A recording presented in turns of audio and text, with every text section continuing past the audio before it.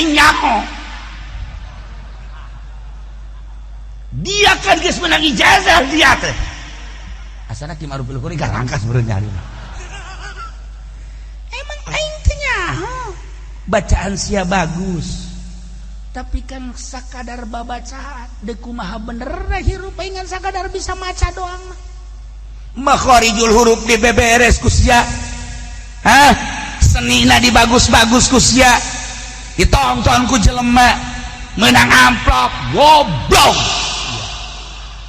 Menang amplop goblok. Tunggulnya lain eta ngaji mah sakadar kos kitu jang naon daripada sia magahan Al-Quran kos kitu boga murid sia haju mentaan sia ka murid hayang dibayar sia ku murid maning dagang toge sia kos kitu wa taqdilana biha jami'a ma natlubuhu minal hajat wa tarfa'una biha indaka 'ala darajat. Gusti Allah terek nyampurnakeun agamana sesuai jeung nu kamari waya ballahu illa ayyutimman nuruh. Sanajan orang Yahudi orang kafir tersepen kana munculna agama Islam tapi Allah menghendaki dengan cara Allah ngutus seorang manusia nu diangkat jadi rasulna nu ngaran Kangjeng Nabi Muhammad sallallahu alaihi wasallam. Huwa Allah allazi arsala zat anu ngutus rasulahu kana ka rasul nabil huda kalawan mawa pituduh. Huda teh ditafsiran teh ku Al-Qur'an sebab di jero Al-Qur'an teh aya petuduh-petuduh naon geura baca Al-Qur'an. Timimitin dek nyahokeun pangeran Al-Qur'an, dek nyahokeun nabi na Al-Qur'an, dek nyahokeun permuamalahana baca Al-Qur'an, dek nyahokeun munakahatna baca Al-Qur'an, dek nyahokeun jinayat baca Al-Qur'an, dek nyahokeun perekonomian kelas internasional baca Al-Qur'an, dek nyahokeun teknik baca Al-Qur'an. Nek nyen sepeda, motor, mobil, kapal, laut, udara baca Al-Qur'an. Nek nyen senjata baca Al-Qur'an. Nek nyen bom baca Al-Qur'anul Karim. Tinggal orang bacaan Al-Qur'an, paham Al-Qur'an, terus laksanakeun. Yahudi leuwih ti heula maca Al-Qur'an jeung ngalaksanakeun. Jangan ujitu padahal teu percaya ka Allah. Mentak bil huda. Maka dalil-dalil jeung mukjizat-mukjizat lamun Allah ngutus Kangjeng Nabi henteu mawa mukjizat saha nu bakal nurut ka Kangjeng Nabi. Tapi ku Gusti Allah dibere dalail, dalil-dalil barohin, dibere mukjizat tercengang kabeh dengan mukjizat Kangjeng. Ketika Kangjeng ditinggalikeun ku Yahudi jeung Nasrani, Muhammad mawa naon sih? Al-Qur'an. Coba kehebatan Al-Qur'an teh hayang naon maneh? Coba tah onta kena ngomong. Tanya ku Kangjeng Nabi. Onta ditanya ngomong. Mukjizat Kangjeng tercengang kabeh. Coba tatangkal kayu, memeh ditanya geus salam heula ka Kangjeng Nabi kerikil-kerikil. Assalamualaikum ya Rasulullah. Assalamualaikum ya Habiballah. Assalamualaikum ya Muhammad. Tangkal korma kita datang. Coba korma itu kena datang ka dia. Korma dipanggil ku Kangjeng Nabi. Tal, hei korma ka dia. Tangkal korma gudag-gide langsung nyabut sorangan, langsung datang plek lempang sujud di hareupeun Kangjeng Nabi, maca 2 kalimat syahadat kadengeun ku Yahudi jeung Nasrani, ku kafir-kafir Mekah, musyrikin Mekah. Asyhadu an la ilaha illallah wa asyhadu annaka Muhammadan Rasulullah. Balik deui tangkal korma ka tempatna, gudag-gide plek deui. Wah, Muhammad sihirna hebat. Kumaha bil huda. Ya Allah. Kurang puas. Coba Muhammad, coba tuh panon poe bulan kena belah 2, coba datang ke mana? Lamun kitu bakal percaya mana bawa kula Rasul. Coba bae heulanan lo ngomong ke situ. Ayo belah 2, datang panon bulan gitu. Belah 2, 2 hiji asup ka dieu, 2 hiji asup ka dieu. Balik deui ka dinya, tek maca syahadat, balik deui ka luhur. Bener teh Muhammad budak kamari sihirna ku hebat. da kumaha bil huda wallazi arsala rasulahu bil huda mawa pitujuh geus buku tadi dibacakeun secara syariat deuk naon coba Quran baca hayu cenah ieu mah kula mah hayang naklukeun awewe ieu kula teh diciduhan ku awet kecil mah yeun bomba ge Quran bisaeun buka Al-Quran yeun kapal baca Al-Quran ye nyen senjata baca Al-Quran atuh komo deui naklukeun awewe itu qala Yusuf li abi ya abadi ini senjata inni ra'aitu ahada asyara kawkaban wasyamsa wal qamara ra'aituhum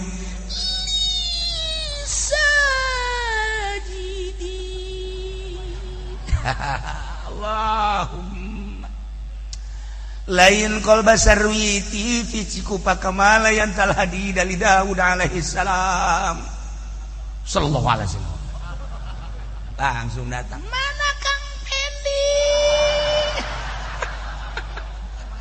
Kang Pendi mana wajahmu selalu ada di hatiku kumismu ada di hatiku dan aku benci padamu aku telah dikelabuhi olehmu goblok kamu ya menjadi kira tuh ya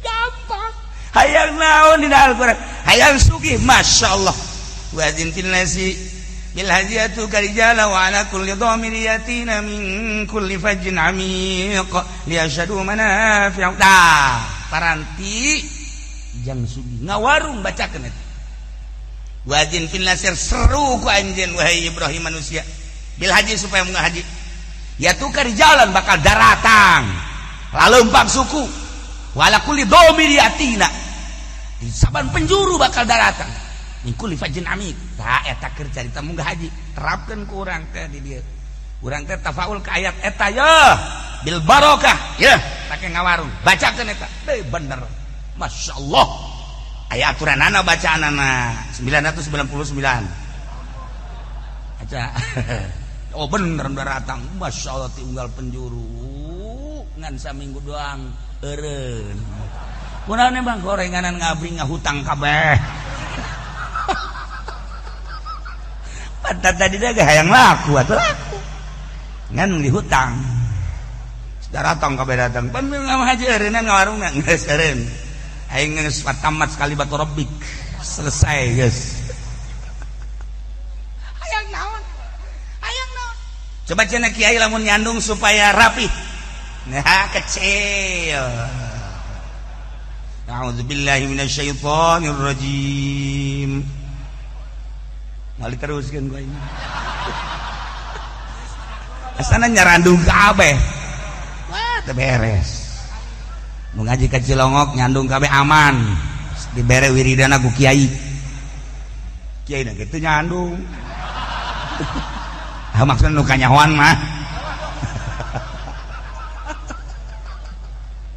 tah iyalah wallazi arsala rasulahu bil huda lamun henteu dibere dalil henteu dibere barohin henteu dibere mukjizat naon atuh kakuatan Kangjeng Nabi maka urang sebagai warasatul anbiya kudu atuh kurang kudu boga bil huda lamun teu boga bil huda mal bisa tuh mukjizat lain naon atuh minimal nurutan Kangjeng Nabi teh tersep kana duniana minimal nurutan Kangjeng Nabi ulah hayang diagung-agung ulah hayang dimulya-mulya ieu mah liwat be aju jelema ngomong mah haji tah si mana ji goblok Mang Haji kiai aing ada emang haji goblok sia mah eta geus wayab tulu kiai uhu eta batal tuh kagiayana Kangjeng Nabi diciduhan Kangjeng Nabi mah ditendeunan handalam on tadi dia bari sujud biasa bae sugan marang teh Kangjeng Nabi geus puguh diomongkeun di maka karake diomongkeun dong masyaallah teh budak nyana teh jauheun aing di Bogor beureun aing di Bogor kan dagang salak sugan teh belajar Si mana orang dagang salak. Tah iya. Arsalahu bil huda. Wah, Kangjeng. Ndek kumaha sahabat teu percayana ka Kangjeng Nabi atuh lantaran mawa bil huda. Ketika sahabat bantes perang, dahaga kabeh perbekalan seef beja ka Kangjeng, kami lelah ya Rasulullah. Sementara boro-boro makanan cai ge teu aya. Cek Kangjeng Nabi aya teh coba sisana saeutik teu aya, bawa ka dieu teh wadahna, dibawa ka dieu wadahna, cicikeun ka dinya, cicikeun asupkeun panangan Kangjeng Nabi. Cabut mancer kabeh 5-5. Sak. Wayuh kabeh muararan. Wow, wudu minum. Maka ngawadahan segala rupa. Ya Allah ya Rabb. Ditanya teh anak sabaraha kira-kira jelema? Kurang leuwih bangsa 1000 mah. Lamun kaji pendi bisa mancer kitu atuh geus jualan cai nya nama. Atuh jualan cai. Masyaallah Kanjeng. Dek kumaha coba bil huda. Huwallazi arsala rasulahu bil huda. Allah kali. Masyaallah. Ketika Kanjeng Nabi mantas perang Hunain, kemudian lapar kabeh jelema sahabat. Lapar. Jabir bebeja ka pamajikanna. Mana bahasa hebat tak mana tah? Mana budak perhatikan. Urang lain. Mama. Ya Allah. Naon kan? Kangjeng katinggalina lapareun jasa pohara geus pararias. Urang boga naon? Aya pasakeun. Coba. Wah, geus pasak aya saleter. Dipasak saleternya. Terus urang mencit embe anakna. Tapi cek pamajikanna ieu mah ulah bebeja rame-rame. Kangjeng bae paling mawalah tiluan opatan lobana 10-an. Geus tenang teh urusan kos. Pasak. Laporan kan Tuhan. Ya macam Tuhan unggul paringgel tiluan 4-5 bada 10. Itu pamajikan kula keur masak kuari teh ulah lobaan. Oh, alhamdulillah. Cekang langsung nangtung Kangjeng. Wahai para sahabat. Cek Jabir Ira naon kieu. Jabir alhamdulillah pamajikanna masak dijadikeun urang rame-rame berangkat kabehan ka ditu. Waktu Jabir langsung lompat, "Mah, mana? Kabeh ade ondang. Kula mah geus di jero kamar bae teh hayang aing mah." Saleter. Jelema sabaraha cek pamajikanna aya 1000-an mah. Aduh. Carekan Jabir. Talauna, bisik ieu tagih geus. Ribut jaga ke jeung pamajikanna bisik basil ini atuh hiji bisik sakumaha parentah anjeun atuh Kangjeng Nabi na hudang nangtung teu kumaha atuh mangkana jelema lapar kabeh 1000-an aku mah nasib bae geus cek pamajikanna geus sabodo lah pokona datang kabehan 1000 jelema pan mana pasakeunana ya gas antri saurang-saurang berean ku Kangjeng sakumaha kebutuhanna tah 1000 kabeh dahar 1000 kabeh masih keneh nyesak keneh dibikeun ka pamajikanana. Jabir kakala keluar. Cak Jabir teh emang nyesak. Ya Allah. Masyaallah karim. Asyhadu an la ilaha illallah wa asyhadu anna Muhammadan rasulullah. Mujizat. Huwallazi arsala rasulahu bil huda. Lamun teu mawa bil huda Kangjeng Nabi saat eta di tengah-tengah kerumunan musyrikin, tengah-tengah kerumunan kafirin, di tengah-tengah iman anu lemah. Oh, atuh moal dituturkeun Kangjeng Nabi. Tapi Kangjeng Nabi mawa bil huda bentukna Al-Qur'an. Wari Al-Qur'anul Karim baca kurang. Baca kurang aya di jerona segala rupa. Zaman narita aya nu belajar qiraat di Baghdad teh kat Ki Ma'ruf Qurqi seorang kutubul aulia. Begitu belajar datang ka araita alladhi yukadzibu bid-din fadzalika alladhi yad'u al-yatim wa la yahuddu 'ala ta'amil miskin.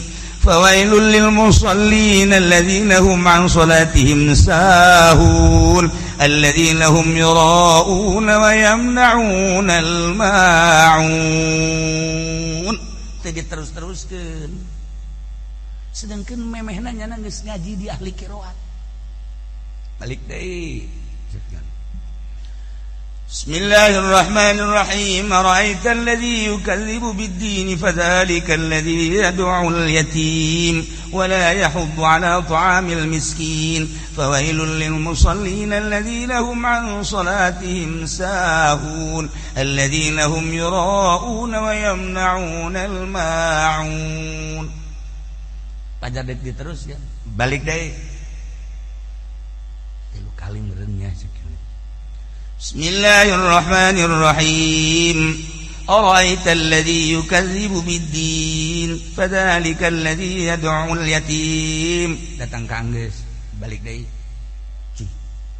Disalahkeun henteu, diteruskeun henteu. Kita balik deui, mun kitu bahkan disalahkeun. Misalnya kurang ya. Yad'ul yatim. Takkan ngeunaheun urang. Ya, ara'aital ladzi yukadzibu bid dal kuda dal cung letak cung ai tung mah tung bae ulah cung letak atuh tah bahasa Sunda teh kudu make hamas ya ieu mah atuh hamas makan kuduna ge atuh bahasa eta Quran ya tabat hamas ai Sunda mah ulah make jeung kirat cung betok kok masyaallah karim salah nerapkeun sia mah kitu-kitu bae ambo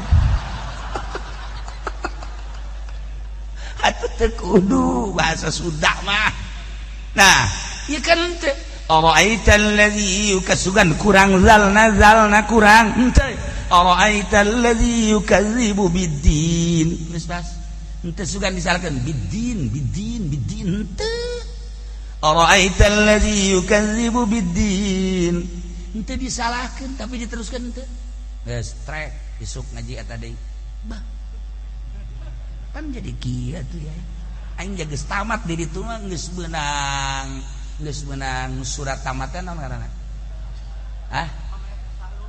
naon sia ku bodoh-bodoh teh masyaallah ya Allah abad teu ngaraji qiraat bakos kitu teu nyaraho ya Allah ya Rabbi geus aya tanda tamat ijazah ngaranna teh bahkan geus aya silsilahan urang kan lamun i Quran kemudian urang hafizul Quran kan dibere silsilah urang tisah sampai ka Kangjeng Nabi masyaallah eta nu mahal ge silsilah eta mah urang geus aya kan tuh pendek tidak bersilsilah aya kadinya bin genderuwo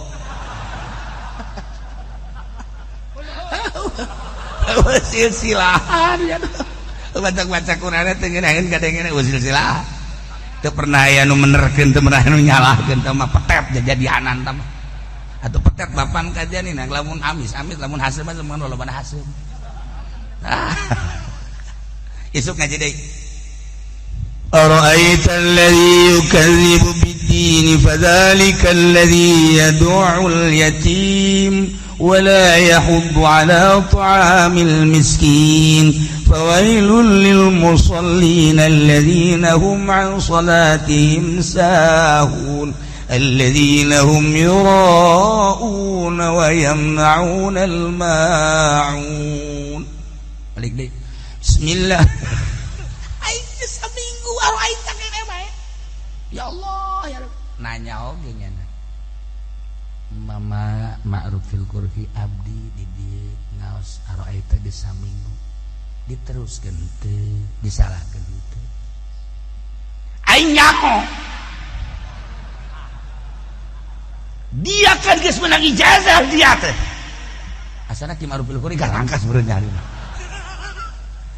emang aing teh nyaho bacaan sia bagus tapi kan sakadar babacaan deuk kumaha bener hirup pengen sakadar bisa maca doang makharijul huruf dibeberes ku sia senina dibagus-bagus ku sia ditonton ku jelema meunang amplop goblok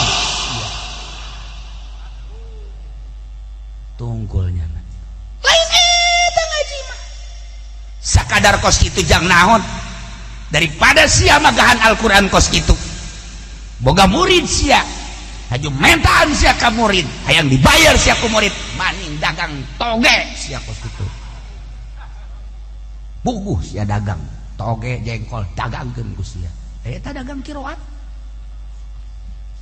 geter-geternya maksud mama kumaha laksanakeun ku sia laksanakeun carana berangkat sia isuget teangan ku sia fakir miskin teangan yatim piatu ayo berangkat laksanakeun ara'aital ladzi yukadzibu biddin loba jelema nu ngabohongkeun kana agama fadzalikal ladzi yad'ul yatim anu ngantepkeun para yatim wala yahuddu ala ta'amil miskin henteu pernah mere kadaharan ka fakir miskin teangan yatim teangan fakir miskin bere ku sia naon nu aya di sia eta kakarak ngaji karaknya na berangkat neangan fakir miskin bebeja deui ka mama aya bere di mana bisa kan mama jadi kos gitu ulah ngomong tampiling sakuai karak diberean kunyana beakeun kabeh duit sia beakeun kabeh cukup dah kurang nu mama beakeun kabeh beakeun kabeh tah ngaji mah kitu ai tadi makan ngaji teh di ahli qiraat nyaritakeun makharijul huruf jeung lagam-lagamna ai ieu makan nu diwali ngajina teh beda di ditu mah ngabeberes babacaan doang ai di dieu mah meraktekeun diwali mah meraktekeun nu bantak saha gurune saha muridna ku ari nu deuk hayang belajar kawalian lu hese lain guruna muridna nu eueuh muridna nu eueuh ilmu kawalian guruna ambalayah loba lain ambalayah lo aya nu maot geus nu geus maot aya nu hirup keneh aya pi muridna nu mana pi muridna tah nu ngalaksanakeun kos kituna hese tah ieu mah malik di marubil gori mah nah sanggeus tadi nah geus kan badzalika yadul yatim badzalika alladzi yadul yatim nah geus ya ara'aital ladzi yukadzibu besi mana disangka pembohong agama ara'aital ladzi yukadzibu biddin fadzalikal ladzi yad'ul yatim wa la yahuddu 'ala ta'amil miskin kesialamun teu kos kitu fawailul lil musallin alladzina hum 'an salatihim sahun alladzina hum yura'una wa yamna'una al-ma'un salat nage sia mah bakal jadi ka neraka lantaran salat nage hayang ka alam ku tatangga beuh deuk berjamaah ge mandi di bejan we tatangga lihat saya nih mau berjamaah. Wih, Masya Allah. Lamun kadangnya Haji Pendi mah becek masyarakat teh getol jasa berjamaah tiis kana hatet. Aya pangalem. Tapi lamun eueuh nu ngalong ka mana Haji Pendi jadi mumul gitu berat perasaan teh. Geus lain ka Allah padahal ibadah ka Allah nu kudu di alemna, nu kudu ngalemna Allah. Ieu lain masyarakat. Tah ieu nu geus kieu. Alladzina hum yura'una wa yamna'una al-ma'un. Sok belajar praktekeun salat ka Allah nu bakal ngaganjarna Allah nu ngalemna Allah hiji be Allah ulah dibabawa makhluk. Ketika aya fakir miskin teu hayangeun nya jadi fakir teu hayangeun jadi miskin. Horenganan eta teh jang nambahan ganjaran urang nu boga hakikatna mah ketika urang boga tuh disadiakeun fakir miskin selamana kajenteng di Indonesia deuk dieuweuhkeun fakir miskin moal aya sebab aya keneh nu sugih ieu teh jadi percobaan jang nu sugih datang ka mana nu sugih menghadapi orang fuqara dan masakin jang ningkatkeun derajat jelema-jelema nu baroga laksanakeun cek Marufil Qori Jasia mah maca Quran mah geus bisa, Jasia mah maca kitab geus bisa, Jasia mah geus hebat kadenge lagi, tapi praktek mah rahasia. Hah? Karak dirinya unggal boga breg, unggal boga tek. Salat geus mulai ku ari makan pikiran lantaran eueuh nanaon di jero hate. Kamari makan Allahu Akbar, karung can dikumbahan. Insyaallah karim Allahu Akbar nu dodetna can diberesan jarumna di mana jeung karyan mana aya teu Allahu Akbar beuh budak nu kamari geus diiangkeun ka padang can dibayar Ya Allah, Allahu Akbar. Mana aya deui ye anu ngorder, aduh barang nancan aya. Allah, dikira salat tolol. Dikira salat. Iya nu kosan. Allahu Akbar. Insyaallah pamajikan marah bae kawin deui kitu. Allahu Akbar. Mancan asana kawin deui tambah lelep ya mah. Allah, dikira salat. Mikiran itil bae goblok.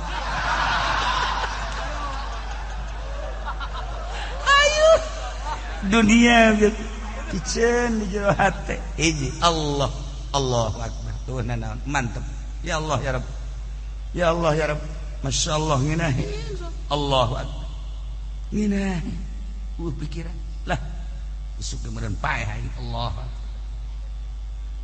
ayat uluh ala ulayat tulul amal tulul nah huwallazi arsala rasulahu bil huda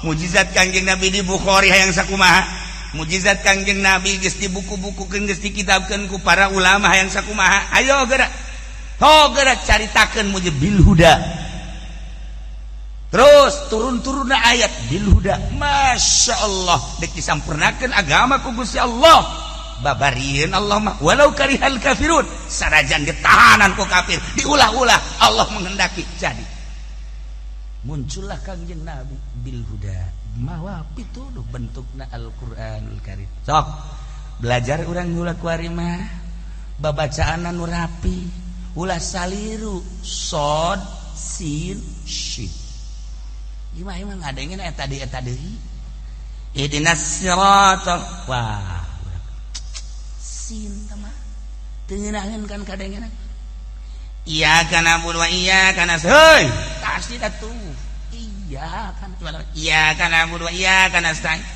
alhamdulillahirabbil alamin ghairil maghdubi alaihim waladdallin beres guruan ngaji guruan lu bener ngajina tah ieu babacaan heula karena kaditu da ke orang di tadarus dek dihizibkeun seminggu sekali tamat di Jumat ka Jumat engke lamun takwa timbul hudana aya maziyah di jero pembacaan Al-Qur'anul Karim tanpa dihayang-hayang ke urang wallazi arsala rasulahu bil huda wadinil haqq jeung Kangjeng Nabi teh mawa agama nu hak anu tetep nu hebat maksudna hak teh penuh kebenaran penuh kepatutan penuh kemanfaatan agama teh salat geus teu kudu ditanyakeun naon sababna ieu zuhur 4 rakaat naon sababna asar 4 rakaat ko magrib 3 rakaat teu kudu nyaritakeun geus kitu nu penting mah siapa salat ari dibahas kenapa salat teu dibahas mah geus tuntas salat zuhur dipertanyakan kenapa 4 rakaat dibahas asar 4 rakaat kenapa bahas magrib 3 rakaat kenapa bahas isya 4 rakaat bahas subuh kenapa 2 rakaat dibahas selesai pembahasanana tentang hikmah ai salat teu coba ayo salat aya hak di jerona jeung aya rahasiaan ketika perintah Allah setiap perintah di jerona aya kamaslahatan setiap larangan di jerona aya kabahayaan titik bisa kitu bae Allah merintah aya kamaslahatan dunia akhirat aya kamanfaatan dunia jeung akhirat ketika larangan aya kabahayaan dunia jeung akhirat asal larangan aya kabahayaan dunia jeung akhirat titiknya sakitu dinil haq masyaallah karim ilah Kangjeng Nabi mawa dinil haq hamid buistu bil hanifiyatis sahma kuring diutus mawa agama hamid enteng salat bisa nangtung teu bisa diuk ngedang teu bisa ngedang wari isyarah guys teu bisa isyarah siapkeun 1,5 meter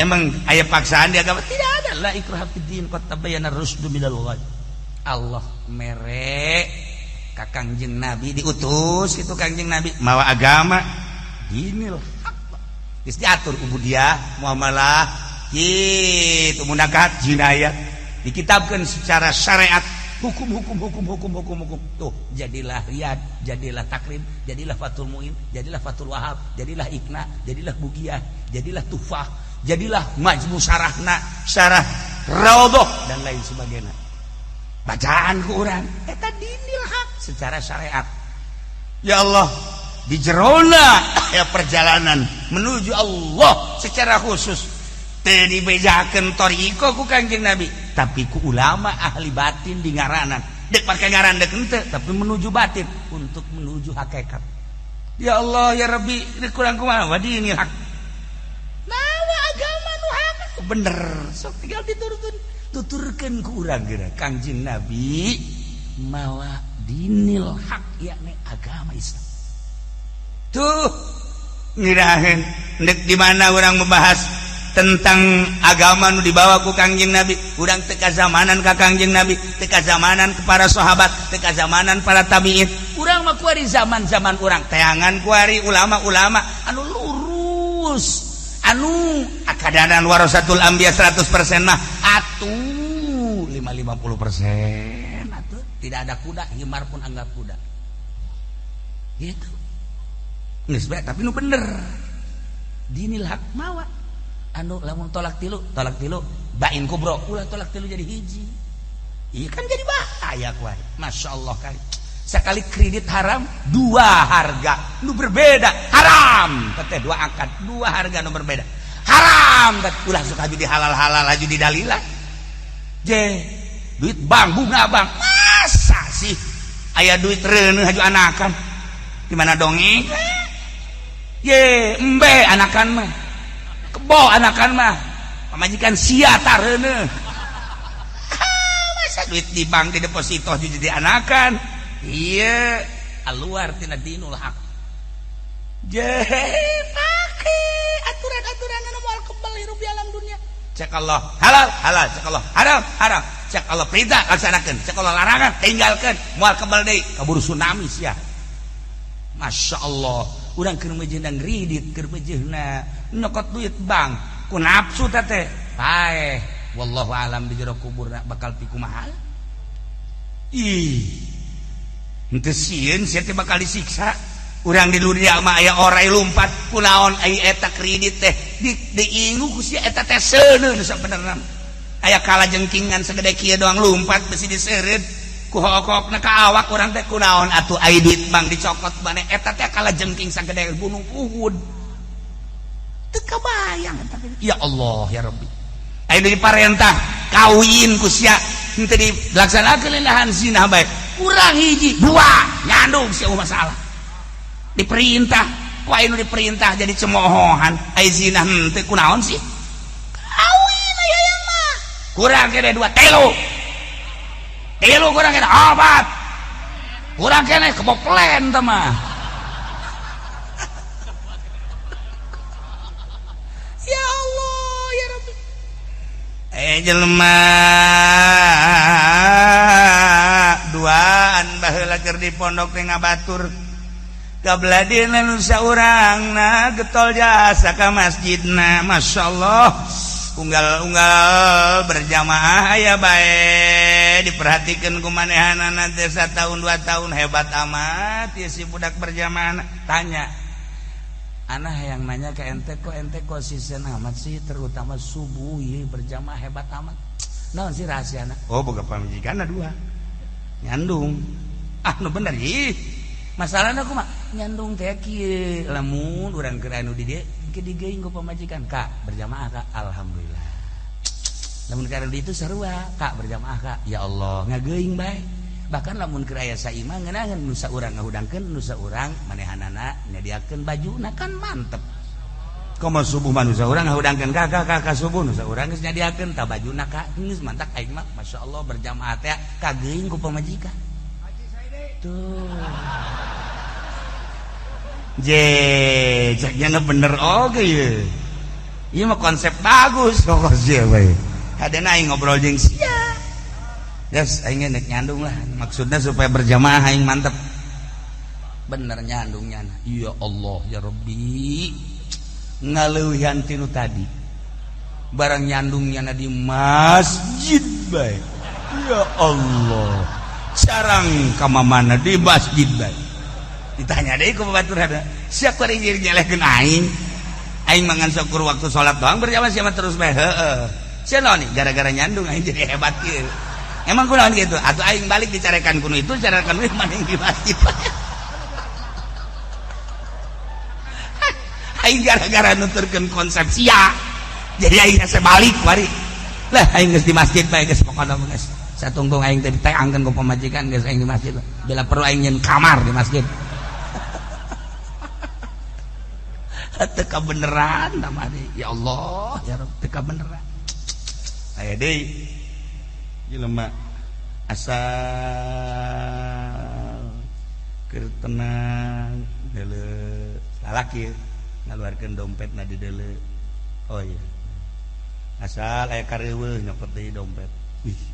Asal aya kapusing nyokot deui dompet di deuleu. Asal keur ujungna marah batur teh. Dulunya marah deuleu dompet. Ku babaturanna kan diperhatikeun. Aya eta foto saha nu di deuleu bae? Pamajikan. Geulis jasa meureun. Sulah sok aya nyaho. Engko kadeulina asal aya naon sia deuleu foto pamajikan. Emang geulis jasa tanan? Kudu aya nyaho. Rahasia aing. Aing boga hiji-hijina ya pamajikan teh mantap aing di deuleuan bae. Oh, ya hebat sia mah. Ya hebat nyontok. Itu sih teh nulikeun foto bae emang aya naon sih? Sia hanya rahasiana. Pamajikan aing teh eueuh tanding. Geulis lain galak. Asal aing deuleu bae batur galak. Deuleu foto pamajikan can sabaraha. Asal aya pamajikan batur ngajebi deuleu pamajikan eta mah kecil dibandingkeun jeung pamajikan aing. Nanaonan. Mantak aing asal neuleuh bae ka potong pamajikan aing tiis hate aing. Sebab lawan eueuh tanding galakna. Neuleuh batur garalak teh leutik kabeh ge. Bih, nanaonan, teu nanaonan nasib aing kos kieu meureunana. Eta pamajikan, eta ninaeun eta. Nyaho teh dinil hak nyaho lain teh kos kitu. Aya deui pamajikanana keur tenang misalkan aya di imah barangnya neuleuh maca buku ceuri cek salaki da kok cerik sih maca Quran apa baca sholawat apa maca buku bisa jadi cerik gitu geus diantep isuk keur tenang baca deui cerik deui cek salaki da cerik teh bae ditanya ngadeukeutan neng maca naon sih teh cerik maca buku hebat amat begitu jadi kecari gitu. Enggak. Kok bisa hebat gitu? Kakak baca di orang yang baca Quran, baca buku datang ke cari gitu.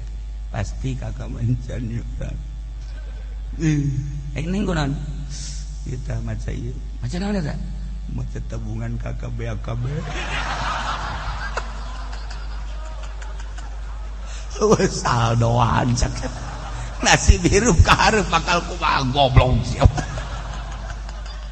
Wajikan baca Quran tilok cerik, baca sholawat tilok cerik, zikir tilok cerik, tapi maca tabungan beak cerik. Pamajikan tolol teh kos kitu mah. Neraka tau pamajikan.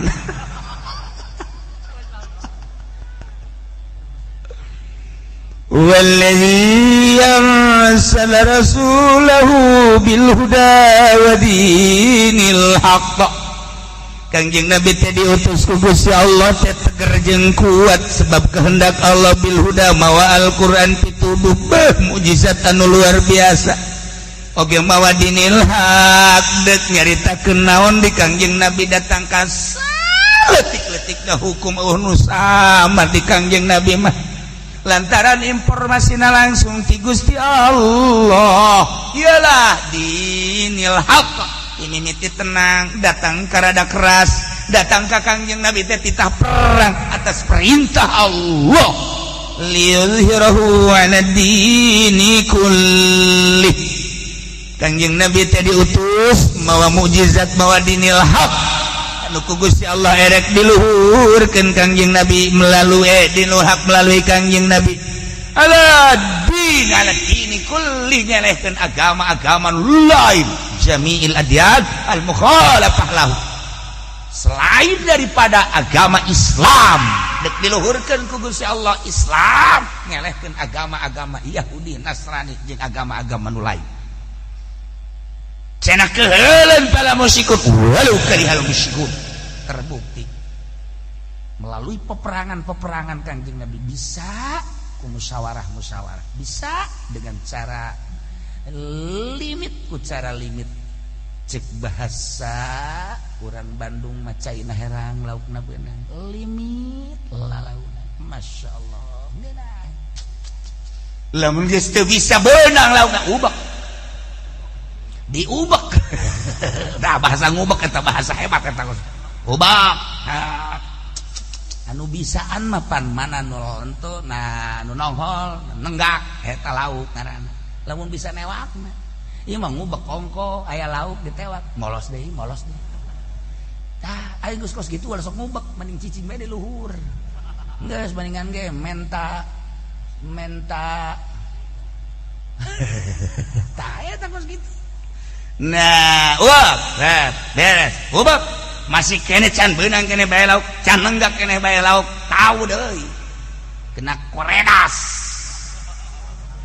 lemes tak koredas beres sarua dalam rangka dakwah ge urang ngadakwahan jelema supaya caina herang laukna beunang lalaunan atuh urang carana nu kudu dibere anu kudu dinasehatan pan aya nu lapar mah teu bisa dinasehatan Assalamualaikum Gusaana duh kula ti kamari candar kieu jelema mah nya ieu jelema mah lamun anu teu kuat nasihat tah bakal ditampilin tah ku jelema hadis sia kiai goblok sia kiai aing lapar ieu teu perlu nasehat aing mah ditampilin sia ku kiai jelema anu butuh dahareuna lain nasehat Waalaikumsalam tika datang ngaji pendi hebatnya nama ya, kunaon ya? Aing di kamari kula di kamari candaan. Atuh salah saha. Je sanu nita. Nah, ieu mah teluh bakal ieu mah. Ya lain gitu. Assalamualaikum. Abdi di kamari candaan. Cicing. Cukup teh sabobokos ya. Saboboko. Ieu aya. Ya kula tas becet embe tah dagingna semur tah saboboko los bawa ka ditu. Bener ya Kiai, bener. Hasilnya ke bayar kadenya. Teu beres deui bae. Entah walillahi taala. Oh, jangan ngageter-geter ngadoakeun lagi. Masyaallah. Mudah-mudahan. Cak Kiai ngaragaji tah naon teh sia. Ese ngomong ya na asli na takos gitu. Nah, iya. Jelema boga ka bogo, haju nyana teh hayang dikawinkeun ku cak aing mas ya ulah waka kawin. Moal bisa teh. Di sebab geus aya jalinan cinta. Geus luar biasa. Bah ieu mah geus teu kuat kumaha. Cak aing mas ya ulah waka ka jeung kumaha edan teh budak ka jeung kumaha. Kulantaran unggal poe bebeja ka bapana kawin. Coba-coba ka dieu fotona hayang mah hayang ngeledak. Hayang coba-coba foto babena sia kaya. Yeuh tah fotona. Cek bapana mun bisa sih yang ada macam abah bae. Tolol dah bapananya. Aduh goblok dah bapana. Orang bajingan bapana. Masya Allah. Batur mah mata keranjangnya nama tilu keranjang. Liyuzhirahu ala dini kulli. Gusti Allah tidak galuhurkeun agama melalui Kangjeng Nabi diutus dibere huda dibere dinil haq ngembangkeun dinil haq melalui Kangjeng Nabi nyelehkeun seluruh agama Yahudi jeung Nasrani hengkang ti Mekah jeung ti Madinah dijadikeunlah tanah haram mantak nu ka Israel nu ka Syria nu ka Syam ayalah catatan sejarahna Yahudi anu ka Israel Nasrani ka Syria awalna kos kitu ke Syria tah eta teh bibit awal Nasrani di dinya mulai dikembangkan ke Eropa. Kerjasamanya anak Yahudi jeung Nasrani kerjasama untuk menghancurkan Islam. Wah, politikna sisipan ku Yahudi jeung Nasrani, ekonomina kitu keneh, budayana kitu keneh, lain sekadar Amerika jeung Eropa jeung Australia, tapi kuari coba terus ke mancanegara termasuk di Indonesia. Kuari Quran sekadar dibaca, didengungkeun, dimusabakohkeun, cukup dibere piala Mekah, Madinah, cukup dibere penghargaan. Ye, hasil daripada musabakoh amalkeun ta Al-Qur'an di Indonesia dibom sia. Amalkeun ta Al-Qur'an di Indonesia tembak sia, minimal penjara sia. Kos gitulah.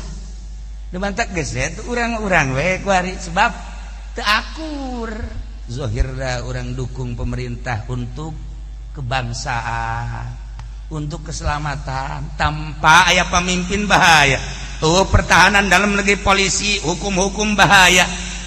Pertahanan luar negeri TNI cilaka mun batur nyerang secara jang keselamatan bangsa jeung negara dukung selama benernya ngalaksanakeunana. Tetapi untuk yang mendekat kepada Allah orang teu bisa babarengan jeung kos kitu khusus be urang jeung Gusti Allah teu kudu dikomando ke pemerintah ketika aya fakir miskin, teu kudu dikomando ke pemerintah ketika fuqara, teu kudu dikomando ke pemerintah ketika urang dumadeus ka Gusti Allah, teu kudu dikomando urusan-urusan kos kitu mah asa dikomando urusan agama ku pemerintah silaka geus lain agama deui urusanana kabelit ku urusan proposal bae. Administrasi anu dijituna lain kokocoran murni getih masyarakat rasakeun ke di akhirat, di dunia keneh geus karasa murnikeun eta Gusti Allah. Urusan kos kitu hiburan urusan ieu lain deui tapi teu saetik. Boro-boro di Indonesia, di Amerika nu diangkat jadi wali loba, di Inggris diangkat jadi wali loba, di Jerman nu diangkat jadi wali loba, di tengah-tengah negara nu lain negara sambarangan, negara Yahudi, negara Nasrani, tapi wayah diangkat jadi wali mah jadi wali bae. Di Mekah deket ka Baitullah, dasar diangkat disaruakeun jeung Abu Jahal mah Abu Jahal bae. Di Indonesia jauh ka dieu ka ditu, atuh adem ayem bae. Adem ayem tenang. Indonesia pang tenang-tenang najeng pang mahmur-mahmur. Imah jeung sumur doang gua. Masya Allah, beak kabeh uncek. Tapi tenang. Sebab naon? Pengajian di mana bae aya. Musola jeung masjid dibuka 24 jam. Coba di Yordan, coba di Mesir, coba di Maroko, coba di negara-negara lain. Masa masjid sih aya waktu-waktuna sakumaha kantor. Di Maroko sakitu negara Islam tetep bae aya waktuna, di luar waktu salat kunci di urang nu tas main gaple ge ka masjid ngedeng urang. Di Indonesia mah hebat jasa. Masya Allah, teu budak hebat amat cek urang THS di masjid horenganan bebeakan tas main gaple. Barang aya kiai kadinya make sendal kulit, nyanana eueuh sendal kulit kiai eueuh deui. Eta di urang. Tapi tenang we kiai na ge geus ikhlas kana. Lah kiai na ge meureun nu tadi teh atuh mah nyokot geus didoakeun lah mudah-mudahan sing salamet. Masalah di Indonesia mah teu kaya marah. Teu kaya marah piawai di Indonesia. Ya, di urang ya kejadian kamari lamun di luar negeri bae geus gontok-gontokan. Kuari perebut calon presiden lamun di luar negeri geus aya kudu ditembak. Tapi di urang mah adem ayem. Biasa bae. Geus tah ieu kehebatan di Indonesia teh modal kos di. Negara mana modal kos Indonesia? Iya atuh sabodo. Nyana-nyana urang-urang ke wae milih mah tuh kumang ke bae. Sia masuk sareri bae. Maksudna kadinya deui. Sia memang perwatakan meureun nya. Tenang we. Gotok-gotokan engke mah henteu. Negara urang buat tiis tuh masalah. Masya Allah kari. Dengan lamun geus hudangna Indonesia boga sejarah. Ulah dikira, dipantau ke Amerika, dipantau ke Australia, dipantau. Sebab lawan Indonesia boga sejarah. Sejarah Indonesia mah lain lalagaan. Ketika Belanda ngudag muslimin muslimat di tukangeunna aya jelema nu neleukeun. Ketika Belanda copot urut telapak kakina doang. Teh dibacaan Bismillahirrahmanirrahim. Paeh Belanda di. Urutna doang, urutna. Nu mantap ka awewe ge kitu we, cokot sempakna.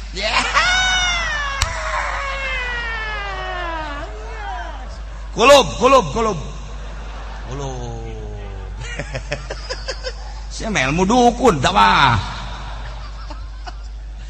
Lamun bisa cokot geura buukna 3 bae. Ayo cokot buukna 3. Kumaha acara sabisa-bisa. Cokot bukun mun bisa mah sebelah hiji tukang hiji. Cokot tek hijikeun. Set. Langsung. Tuh, teu di pucuk awi kaluhur. Hese kawin. Masya Allah ngagantung waris.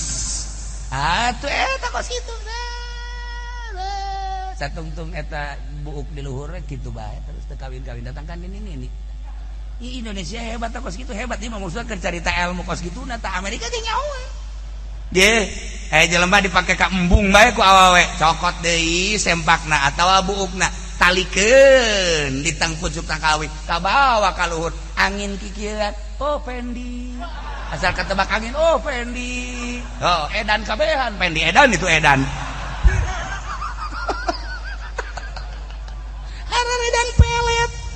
Nah, ieu mah lain kitu liyuzhirahu ala dini kulli. Gusti Allah dek galuhurkeun dek ngalahirkeun agama Islam melalui Kangjeng Nabi dek diluhurkeun ya'lu wala yu'la alaih. Masyaallah ngelehkeun agama keseluruhan sadajan musyrikin teu teresepeun keuleun walau kalihan musyrikun. Allah manghendake luhur bae. Cuman kuari kadel Islam teh di jajaran kedua, jajaran kahiji teh Kristen, berikut Yahudi, jajaran kedua adalah Islam. Nah ulah kaget sebab satungtung ayat keneh nu zikir moal kiamat berarti terus makin surut bakal Shibron bisibrin bakal balik deui ka zaman jahiliyah. Ke judi bakal loba deui kuari geus ternyata. Anak zina berarti anak aya loba anak zina, loba nu zina. Perjudian, perzinahan, permabokan, perekonomian bakal balik deui ka zaman jahiliyah. Islam bakal ninggalkeun agamana shibron bisibrin sajengkal terlena ternyata horenganan geus jauh urang ninggalkeun Islam. Kuari lamun eueuh kiai-kiai nu ikhlas dakwah di majelis taklim, di muludan, di berbagai tempat, wallahu alam nasib Indonesia. Ngan untung bae masih keneh aya keneh nu ikhlas, minimal setengah ikhlas lah. Setengah ikhlas mah aya, saparapat lah. Saparapat.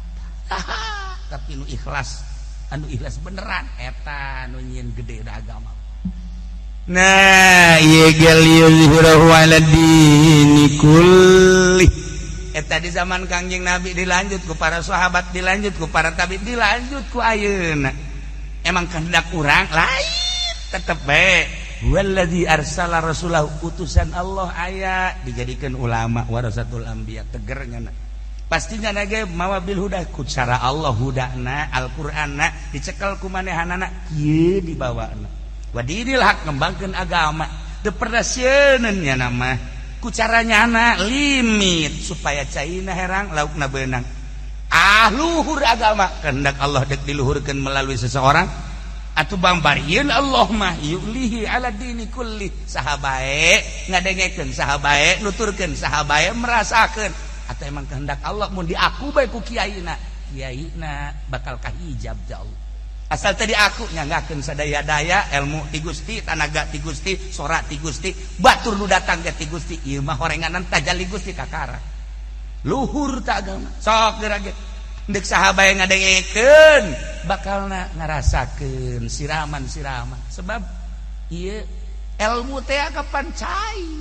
Batur teh ieu ngadengekeun teh ibarat mandi. Lamun caina herang atuh kan tiis bisa-bisa nunduk jangan ganti hees bisa ya caina tiis cek kana ieu mantep geus ieu masana cai gunung karang cek ini tiis pokon di luar mah geus biasa bungkus ban ieu kosro benang hutang ngomong deui teh tapi lamun nu kaluarna cai ilmu nu kaluar eta adalah merupakan caina kotor kan jelema ge embung marana. ketika kiai ngadaruit pamarentah kotor kadengena sok saha nu daekeun ngadengekeun kiai ti pamarentah moal daekeun cenah kiai mah sok amat aing keur sok-sok supaya kasoan eta teh jadi ilmu sok eta teh jadi ilmu sok kada dengekeun ku kiai nu di organisasi dengekeun ku siap pengajian kiai anu di partai Golkar partai PDI gaji lah ieu lain urusan partena teuk celi anjing datang ka daekeun ngadengekeun bae ai celi aing mah ulangan dua celi anjing memang kunaon kitu cai nu kaluarna kotor melekeun rukun wudu sarua pada rukun wudu tapi ieu mah kiaina kiai salapi anu teu kapake ku pemerintah mun kapake mah pagon kana ge atuh ki pudoli ge teu kapake bae nya bisa luyag-loyog ngaji ge mun kapake mah atuh nya mah inohong nah ieu lamun geus kos kitu hikam aji kunyana ihya aji kunyana mal ngeudaheun kadengena sebab naon lain cai heran nu kadengena hikam tinggal hikam ihya tinggal ihya tapi lamun dimurnikeun oh ieu mah pamarentah hayang ieu mah riba kagok leutik hayang mulus ka Allah sejuk kadengena ngeunaheun mandi kan urang masyaallah oke nungguan deui iradi mandi deui urang iradi mandi deui kuku ceprakan mandi banyak aya make samping panjang dah liuzirahu ala dini kulli